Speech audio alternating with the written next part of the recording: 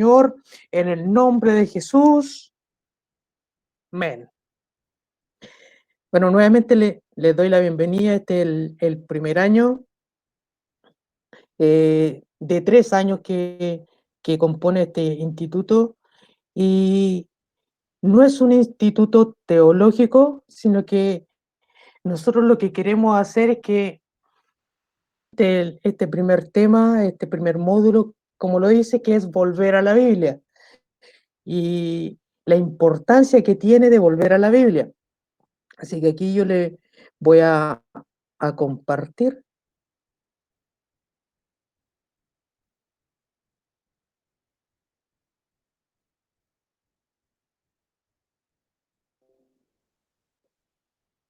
¿Ven la presentación?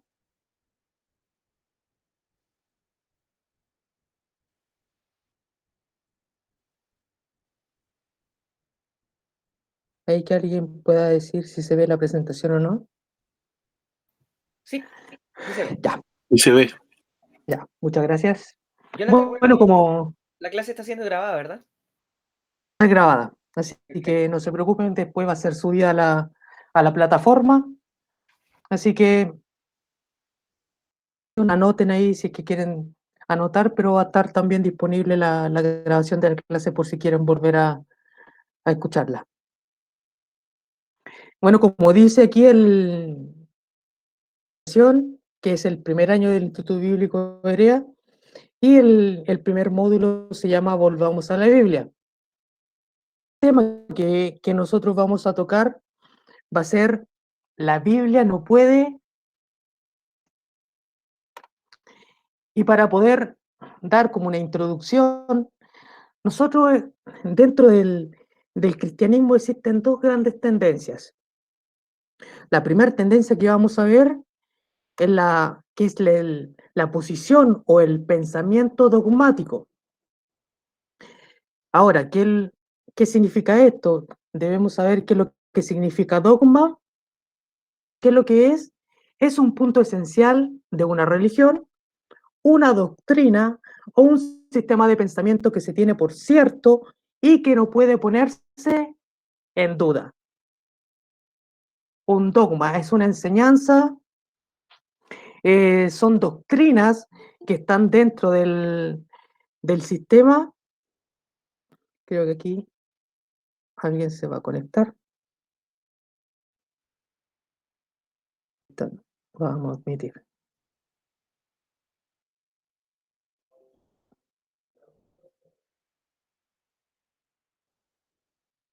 Como les decía, el dogma son enseñanzas que se dan dentro de una religión o las doctrinas que se puedan poner. Nosotros sabemos que dentro de muchas iglesias, dentro del cristianismo, existen algunos que ponen reglas, que ponen doctrinas, pero que no esencialmente se basan a lo que dice la palabra.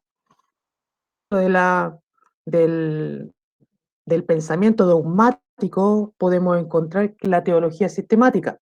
Y la teología sistemática es la disciplina de la teología cristiana, el, el cuyo fin es formular una coherente, ordenada y racional presentación de la fe. Inherentes a un sistema de pensamiento teológico que se desarrolla con un método que puede aplicarse tanto en lo general como en lo particular. La teología sistemática, ¿qué es lo que busca? Es como ordenar la palabra en ciertos temas como puntuales para que nosotros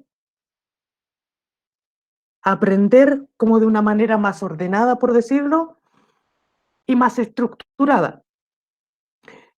Aquí nosotros podemos ver que es una Biblia, ¿ya?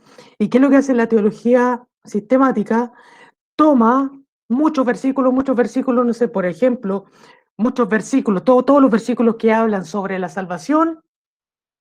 ¿Cómo se llama? La soteriología.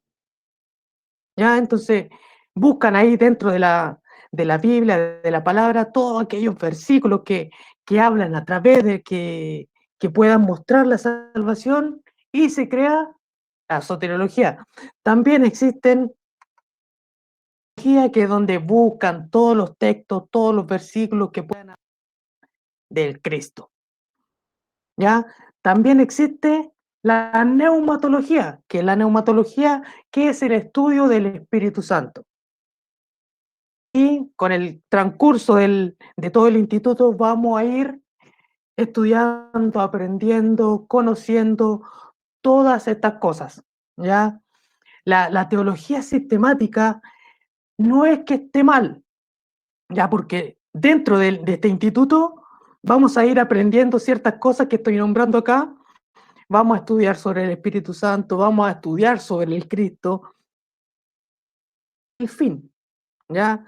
También existe la demonología, que estudia todo aquello que habla de los demonios, ¿ya? Entonces, la teología sistemática, ¿qué es lo que busca? Sistematizar, ordenar, ¿no es cierto?, la palabra, la escritura en ciertos temas principales para poder como enderezar todo, por decirlo, ¿ya? Pero existen algunos problemas dentro de este método. ¿Cuáles son aquellos problemas? La persona que vive de una manera dogmática vive para mejorar sus conductas morales. O sea, se imponen de repente doctrinas para que nosotros como que no nos escapemos de algún cuadrado, por decirlo. O sea, por decir, cuando uno entra a la iglesia, la, todas las personas que nos conocen o que no son cristianas, yo por ejemplo, cuando entré, yo estaba en la universidad y todos decían, nada, es que tú ahora en la iglesia no les prohíben tomar, les prohíben salir a fiestas, les prohíben esto otro. Está eso afuera, imagínense, afuera lo ven así a la iglesia, cosa que no debe ser, ¿ya? No sé, también hay algunos que dicen, no, que ustedes no se pueden vestir así, no se pueden cortar el pelo así, y todo eso lo ve la persona que está afuera. Porque la iglesia no debería mostrar eso y debería mostrar otras cosas que es conocer a Jesús. Entonces, ese es el problema muchas veces de vivir de una forma dogmática, que es querer cambiar nuestras propias conductas morales. Y ese no es el fin, ¿ya? Otro problema, que se obedecen a reglas y enseñanzas humanas. Es un gran problema de obedecer a enseñanzas y reglas humanas, ¿no es cierto? Por ejemplo, hay algunas congregaciones que tienen ciertas reglas y si uno le pregunta a esa persona, dice, ¿y tú por qué haces eso? ¿Por qué? Porque el pastor lo dijo, o porque la congregación siempre actúa así.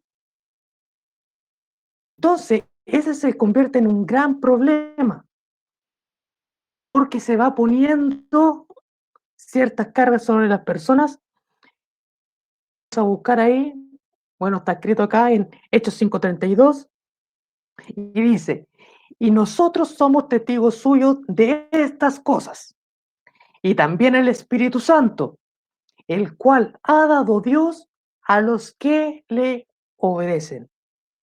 ¿A quién debemos obedecer nosotros? ¿Obedecer a las personas o debemos obedecer a Dios? Y el Espíritu Santo no puede venir sobre una persona que no obedece a Dios. ¿Por qué? Porque el Espíritu Santo obedece a Dios. Entonces se nos convierte un gran problema que el Espíritu Santo no puede sellar donde no hay obediencia a Dios. Y esto, al obedecer las reglas y enseñanzas humanas, pone el otro problema que es que las personas viven pesadamente. Si nosotros vemos en cuando una persona que vive bajo muchas reglas termina cansándose o termina desistiendo de algo. No sé si en un trabajo le exigen, no es que tú tienes que hacer esto, no tienes que hacer esto otro, tienes que llegar a esta hora, no tienes que irte a esta hora porque tienes que hacer esto otro. Entonces, si estamos dentro de un ambiente que es muy estructurado, que te ponen ciertas reglas, te ponen ciertos... Uno al final, la rutina termina cansando. Entonces, para nosotros la importancia que tiene de este curso, que tiene este instituto, es que vivamos de una forma dogmática, sino es que podamos vivir en nuestra otra tendencia, que es la posición y el pensamiento escritural. ¿Y qué es la posición del pensamiento? Lo dice la Biblia. Este instituto se llama Instituto Berea por el siguiente versículo. Si nosotros vamos allá a Hechos 17:11, ahí cuando Pablo en sus viajes, y dice ahí en el versículo, dice, y estos eran más nobles que los que estaban en Tesalónica, pues recibieron la palabra con toda solicitud, cada día las escrituras, para ver si estas cosas eran así. Entonces, ¿qué es la posición o el pensamiento escritural? Es que todo se basa en la Biblia. Yo puedo estar aquí diciéndole, enseñándoles cosas, pero la misión de ustedes no es quedarse solamente con lo que yo les digo, con lo que los profesores les van a decir. Ustedes tienen que ser como aquellos bereanos que eran nobles y ¿qué es lo que hacían? Recibieron la palabra con solicitud. Y al recibir la palabra con solicitud, ellos escuchaban atentamente, pero iban a la palabra para ver si eso era verdad. Ya nosotros estamos en un mundo con humanos. No hay ningún extraterrestre acá, ¿ya? Así que el humano puede errar, pero el que no erra es Dios, ¿ya? Así que por eso tenemos que ir a las Escrituras, estudiarla ahí, estudiarla ahí, meditarla y darle vuelta, masticar la palabra, porque esa es la importancia, que podamos ver la vida a través de la Biblia y no la Biblia a través de nuestra vida. Porque si nosotros vemos la Biblia, vamos a errar y vamos a querer acomodar nuestra vida, la palabra a nuestra vida. Vamos a querer acomodar y decimos, no, es que aquí dice que yo puedo hacer lo que quiero. Ah, sí, pero acá en este otro versículo dice, no, aquí ustedes no pueden hacer lo que quieren. Entonces entramos en ciertas cosas básicas que de repente entramos en conflicto. Así que siempre debemos basarnos a lo que dice la Biblia. Volvamos a la Biblia, ¿ya? Así que tengamos siempre presente eso. ¿Y cuál es el gran propósito, el propósito principal de la Biblia? Que es alcanzar la vida eterna en el nombre de Jesús. La vida dogmática, controlar nuestra moral, pero la vida escritural o espiritual busca alcanzar la vida eterna. Y en Juan 20:31 dice, pero estas se han escrito para que creáis que Jesús es el Cristo, el Hijo de Dios, y para que creyendo tengáis vida en su nombre. Ese es nuestro fin, alcanzar la vida, estar en el libro de los cielos, que nuestro nombre esté escrito en los libros de los cielos y que no nos basemos en nada más que alcanzar la vida. ¿Y cómo alcanzamos la vida? No más que creyendo que Jesús es el Hijo. Amén. Así que es importante que nosotros podamos entender y comprender y conocer las palabras de Dios, que es alcanzar esa vida eterna. ¿Y qué es la vida eterna? ¿Qué dice la Biblia? ¿Qué es la vida eterna? Y esta es la vida eterna, que te conozcan a ti, al único Dios verdadero y a Jesucristo a quien has enviado. Ese es nuestro fin, esa es nuestra meta.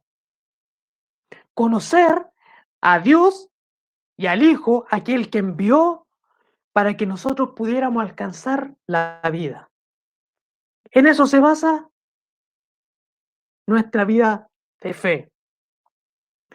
Ahí ustedes recordarán cuando los discípulos volvían a Jesús y le decían, Señor, echamos fuera demonios, sanamos enfermos, hubieron muchos milagros. Y Jesús le dijo, ¿por qué se preocupan de eso? Si, ¿por qué se gozan de eso que pasa? Ustedes deben gozarse y alegrarse de que sus nombres estén escritos en el libro de la vida.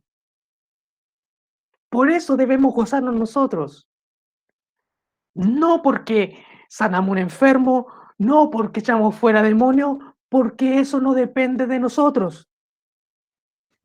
Es 100% de Dios. No depende si somos más espirituales, no depende si leemos más la Biblia, no depende si oramos más, depende netamente de Dios. Sino que el Señor está diciendo, preocúpense de que sus nombres estén escritos en el libro de la vida. Porque eso es lo medular, eso es lo esencial. Eso es lo principal de esto. Que puedan conocerme y que puedan alcanzar la vida. Entonces, esta es la finalidad de este instituto, que podamos entender y comprender que el pensamiento dogmático es bueno, es sistemático, nos ayuda a ordenar las ideas, nos ayuda a ordenar todos los... Pero existen muchos vacíos entre ellos.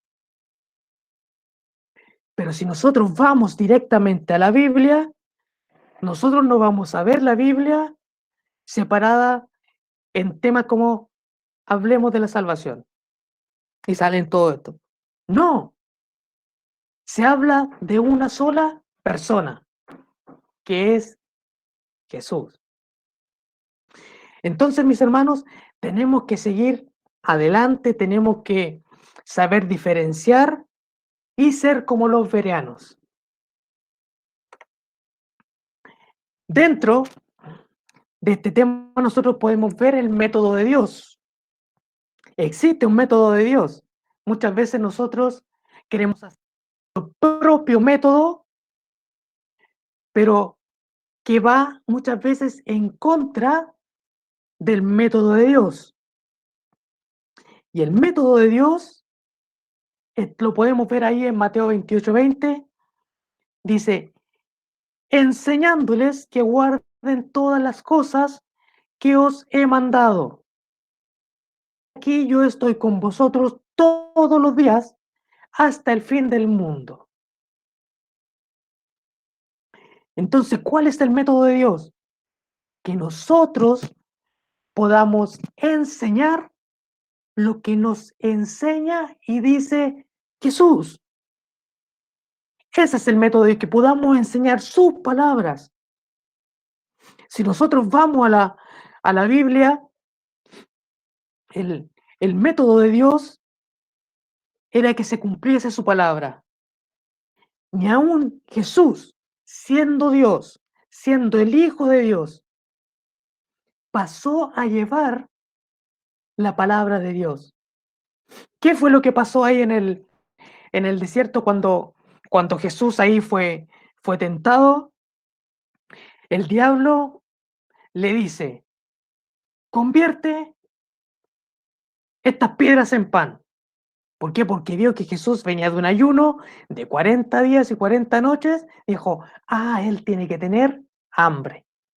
Dijo, convierte esas piedras en pan para ver si eres Dios. Entonces, ¿qué es lo que hizo Jesús? ¿Qué hubiésemos hecho nosotros con 40 días de ayuno, 40 noches sin comer nada? Y vienen y le dicen, convierte esas piedras en pan. Y nosotros intentamos de convertir cualquier cosa en pan para comer. Pero no, el método de Dios era obedecer su palabra. Y Jesús, ¿qué es lo que dijo? Escrito está, no de tan solo pan vivirá el hombre, sino más de toda palabra que sale de la boca de Dios. Ese es el método, obedecer la palabra de Dios. Entonces después el diablo dijo, está buscando ahí en la escritura, dijo, a ver si me lo pillo ahora, súbete a lo más alto de ahí, te tiras, porque escrito está, Dios enviará a sus ángeles para que tu pie no tropiece en piedra. Dijo, aquí la hice. Pero Jesús, ¿qué es lo que dice de nuevo? También, no tentarás al Señor tu Dios. Entonces vemos que Jesús mismo habla en qué? En obedecer el método de Dios. Uno de los pasajes que, que más sorprende es ver a Jesús ahí en el Getsemaní, cuando está orando y dice, Padre, si es posible, aparta de mí este cáliz. O sea, que yo no tenga que pasar por esto. Ese hubiese sido el método de Jesús en ese momento. Pero ¿qué es lo que dice él? Pero que no se haga mi método, que no se haga mi voluntad, sino que se haga tu voluntad. O sea, que se cumpla tu método, Señor, que se cumpla tu método, papá. Entonces, el método de Dios es que podamos obedecer lo que sale de la boca de Él. Ahí que alguien pueda buscar en Mateo 21, el verso 29 al 32, y lo pueda leer. A ver que ahí, para que participen un poco, que alguien que lo pueda buscar. Mateo 21, ¿qué El verso? 29 al 32. 29 al 32. Amén. Sí. Respondiendo él, dijo, no quiero. Pero después, arrepentido fue, y acercándose al otro, le dijo de la misma manera. Y respondiendo él, dijo, sí, Señor, voy. Y no fue. ¿Cuál de los dos hizo la voluntad de su padre? Dijeron ellos, el primero. Jesús les dijo, de cierto os digo que los publicanos y las rameras van delante de vosotros al reino de Dios, porque vino a vosotros Juan en camino de justicia y no le creísteis, pero los publicanos y las rameras le creyeron, y vosotros, viendo esto, no os arrepentisteis después para creerle. Amén. Amén. Entonces, ¿qué le estaba diciendo ahí Jesús? A los fariseos le estaba diciendo, ustedes muchas veces dicen estar cerca de Dios, pero no lo están. ¿Por qué? Porque ustedes obedecen sus propios métodos. Miren, si nosotros vemos a los fariseos vivían por la ley, por cumplir la ley. Pero ¿qué pasó cuando vino Jesús y les dijo, no, ustedes no van a entrar primero, sino que van a entrar primero las rameras, los pecadores, los asesinos, los publicanos, y por eso a los fariseos, para ellos, el método de Dios no les permitió ver al Hijo de Dios. ¿Por qué? Porque quisieron cumplir sus métodos.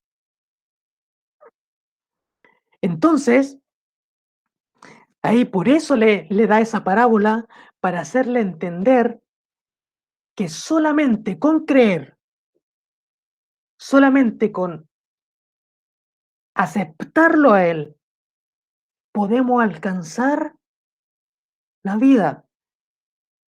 No es necesario cumplir los ritos porque el Espíritu Santo no viene a ritos.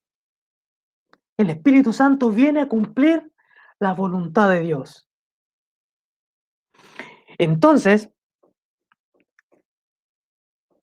ustedes dicen, pero es que los fariseos eran así. Y dentro de la iglesia, lejos de eso.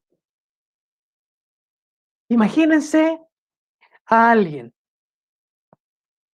que va recién, o sea, que lleva, imagínense, 20 años dentro de la iglesia. Ha permanecido en la iglesia, va a los cultos, ora, y viene alguien que lleva poco tiempo en la iglesia y no sé, y le dan la oportunidad de poder predicar. ¿Cómo se sentirá esa persona que a lo mejor lleva 20 años dentro de la iglesia y que a lo mejor nunca le dieron la oportunidad de predicar? ¿Cómo se sentiría? Yo creo que a lo mejor sentiría rabia y decir, pero si este viene recién llegando, ¿cómo es posible que el método de Dios es distinto? El método de Dios no ve lo capaz que puede ser, Él no ve lo exterior, sino que ve tu corazón. Los fariseos, ¿qué es lo que se dedicaban a embellecer? La cáscara por fuera, pero por dentro estaban vacíos. Jesús mismo le dijo, sus labios me honran, me adoran, pero su corazón está lejos de Dios. Entonces, por eso los fariseos, nosotros muchas veces livianamente criticamos e incluso decimos como ofensa, decir, ay, que eres fariseo. Pero el fariseo se desvivía por cumplir la ley. Yo creo que ninguno de nosotros podría cumplir la ley como ellos cumplen la ley. Pero Jesús vino a ponerle un extra a la ley, que era la gracia y el perdón. Entonces, para ellos el método de Dios no les cabía, no lo entendían. ¿Por qué les dijo? Porque las rameras, las prostitutas, los ladrones, los asesinos van a ir delante de ustedes, porque ustedes no pueden verme, porque ustedes prefieren cumplir sus ritos, sus doctrinas, antes que creer en mí, que yo soy el Hijo de Dios. Entonces, debemos tener cuidado cuando nosotros queremos hacer nuestros propios métodos. Basémonos en el método de Dios, en conocer su voluntad, en conocerlo a Él, en conocer su palabra, que es volvamos a la Biblia. Eso tenemos que hacer siempre, volver a la Biblia y escudriñarla y estudiarla, porque ella es la que nos va a dar la fe.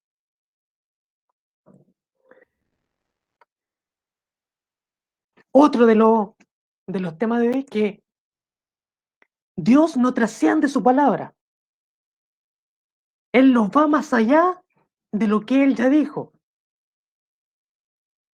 Él nos va a traspasar lo que Él dijo. Jesús mismo dijo, ni una jota, ni una tilde pasará de la ley hasta que se cumpla. ¿Y quién la cumplió? Jesús cumplió la ley. Él dijo, yo no vengo a abrogar la ley, sino que la vengo a cumplir. Entonces la Biblia es el libro que revela el nombre de Dios y el método como nosotros podemos obtener ese nombre. Ahí en Juan 1.12, que alguien que lo pueda buscar, ¿qué es lo que dice ahí Juan 1.12?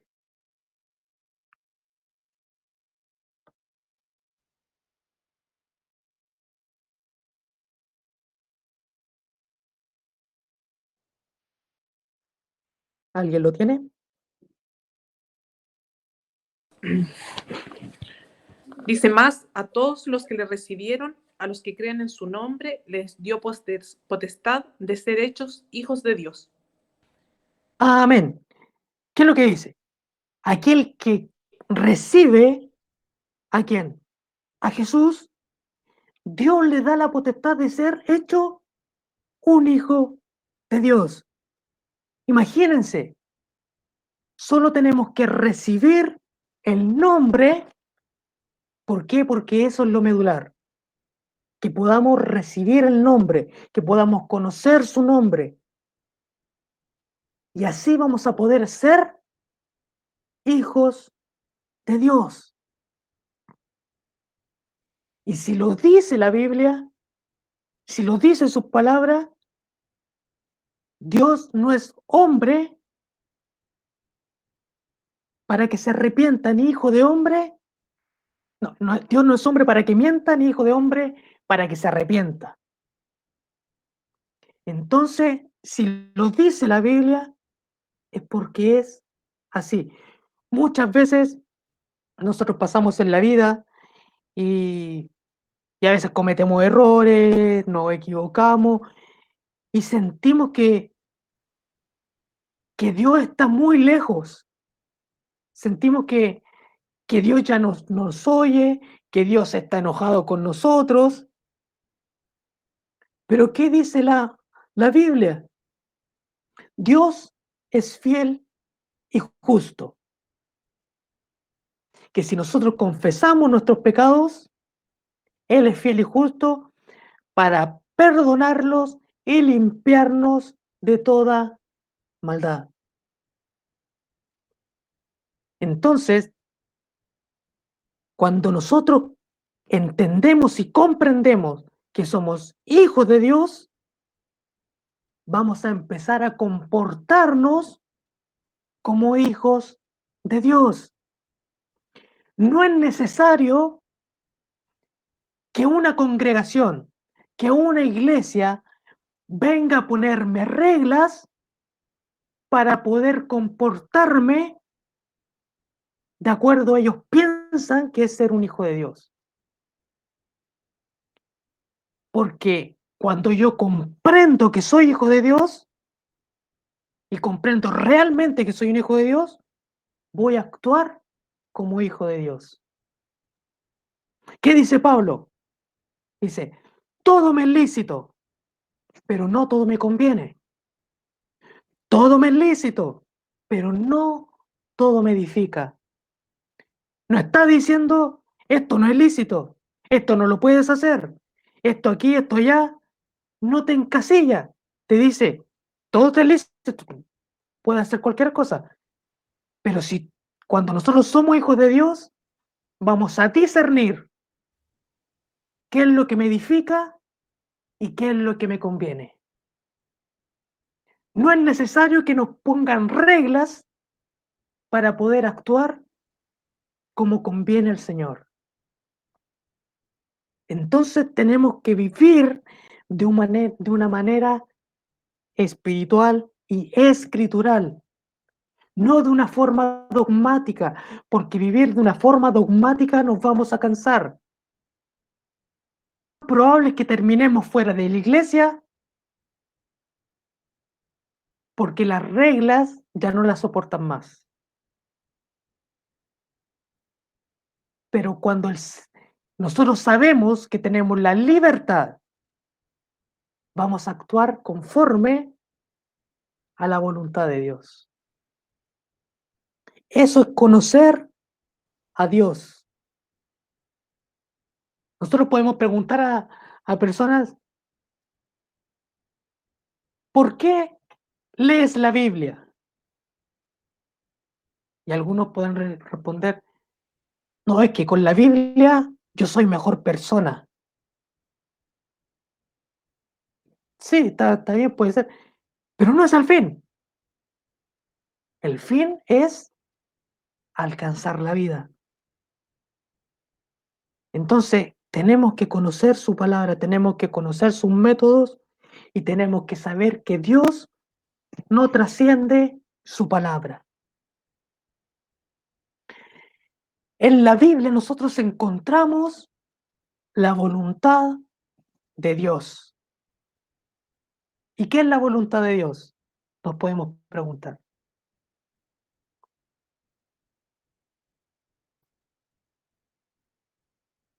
Es alcanzar su gracia.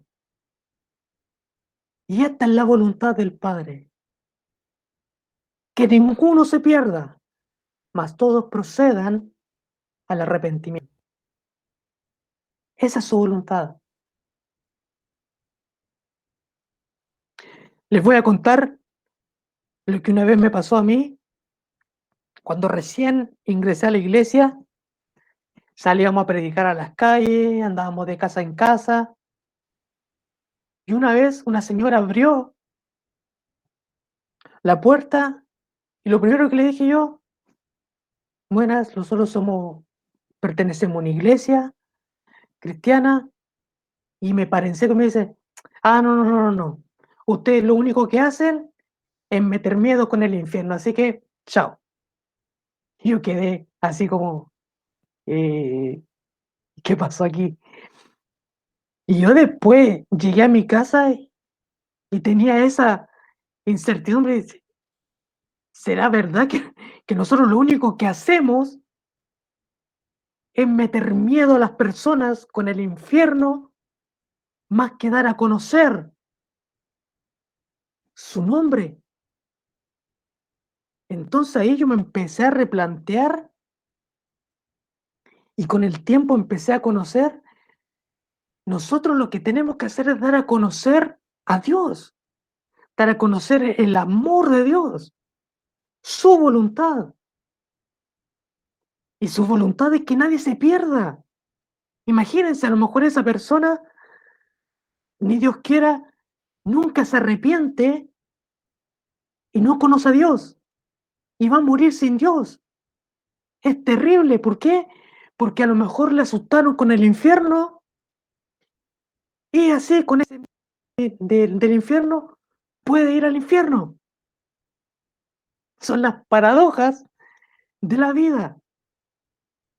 Entonces debemos conocer la voluntad de Dios.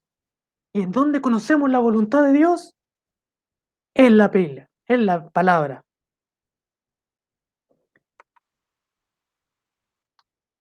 Y la Biblia no puede ser quebrantada. ¿Qué dice ahí en Juan 10, del 34 al 35? Que alguien ahí la busque.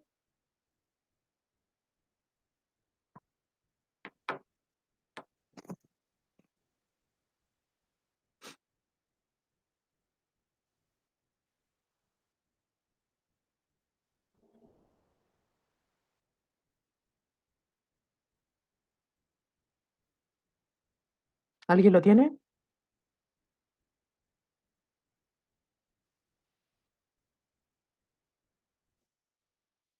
Jesús les respondió, ¿no está escrito en vuestra ley? Yo dije, ¿dioses sois? Si llamó dioses a aquellos a quienes vino la palabra de Dios y la escritura no puede ser quebrantada.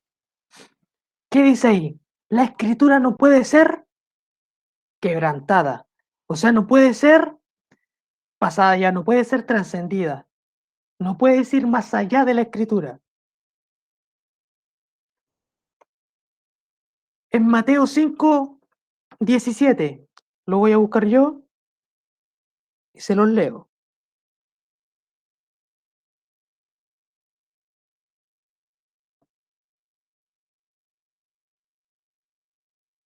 Mateo 5:17. Dice, no penséis que he venido a abrogar la ley o los profetas, no he venido para abrogar la ley, sino para cumplirla. O sea, Él no vino a quebrantar la palabra de Dios, Él viene a cumplir la palabra de Dios. Jesús se involucró con la palabra de su Padre. Siendo Él el Verbo encarnado, no fue más allá de lo que el Padre decía. Jesús mismo decía, yo nada digo de lo que no oigo decir a mi Padre, y nada hago de lo que mi Padre no me diga que yo haga. Se centró en la palabra de Dios y nunca la quebrantó. Así que tengamos presente todo lo que hemos visto hoy. Si tienen dudas, si tienen, no duden en hacerlas. A lo mejor muchas veces por el tiempo no alcanzamos aquí en vivo, en directo, pero están los correos. O se pueden comunicar con Francisco, o se pueden comunicar con uno de nosotros. Las dudas no las dejen. Así que gracias por su atención y que el Señor les siga animando. Así como están hoy día, puedan terminar cuando termine este año. Y después pasen a segundo y después a tercero.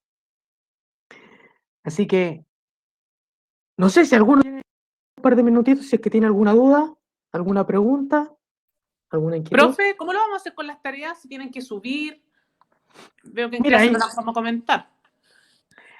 yo lo que les quería pedir es que puedan hacer sus tareas y las puedan subir a la plataforma, ¿ya? Y así yo se las reviso y en el día de la prueba, a los que hagan las tareas, les voy a dar puntos extra. Así que es un incentivo para que las puedan hacer, pero lo hago más que nada para que estén siempre constante aprendiendo y estudiando la palabra. Es un pequeño incentivo, así que para que hagan las tareas ahí y las puedan subir a la plataforma y las reviso.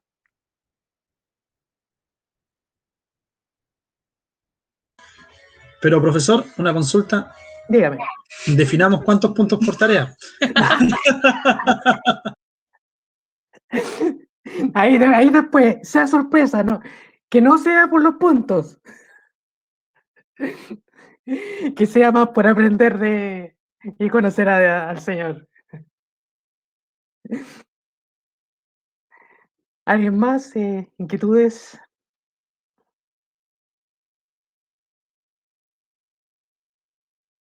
Bueno, si no, vamos a orar para ir finalizando ya el día de hoy.